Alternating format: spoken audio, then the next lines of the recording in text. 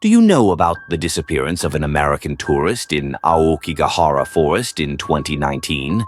Some say they heard strange whispers echoing through the trees before he vanished without a trace. They say the forest has a way of pulling people in, whispering promises that no one else can hear. I remember the fog closing in, swallowing every beam of sunlight that tried to break through the canopy. It carried a damp, earthy smell, and the faint rustle of unseen movements seemed to echo within it. I was alone. My guide, an older man with a kind smile and a reassuring presence, having vanished in a moment when I turned my head. Panic set in, but I swallowed it down and pressed on, calling his name.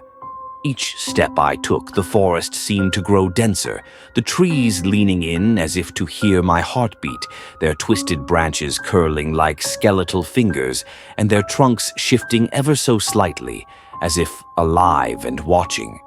My flashlight barely pierced the mist. Shadows moved, twisting in my periphery, some animal-like, others almost human, but always just out of focus.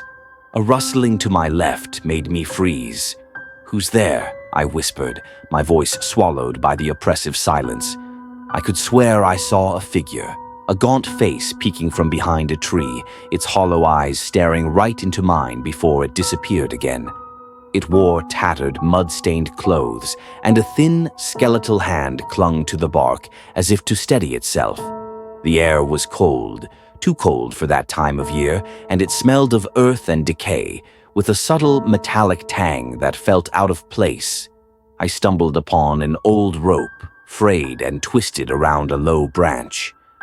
Something compelled me to follow it, like an invisible hand guiding me deeper. With each step, the silence grew unbearable, the only sound the crunching leaves beneath my feet. Suddenly, a whisper brushed past my ear. It was my name, spoken in a voice that was both familiar and strangely distorted, like an echo from a distant memory. I spun around, my flashlight flickering. There was no one there, just the endless forest and its secrets. My heart pounded as I turned back, but the path was gone. In its place was a wall of trees, tangled and impenetrable, as if the forest itself had decided to close me in.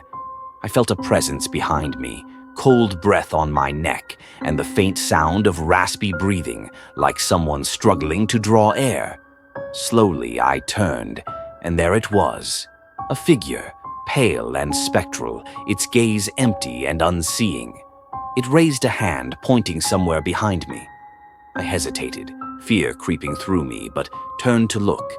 A rope, weathered and worn, hanging from a low branch, gently swaying as if caught by a breeze that wasn't there. The world spun, and everything went black. When I awoke, I was outside the forest, alone, the rope gone. No sign of my guide, no proof of what I'd seen.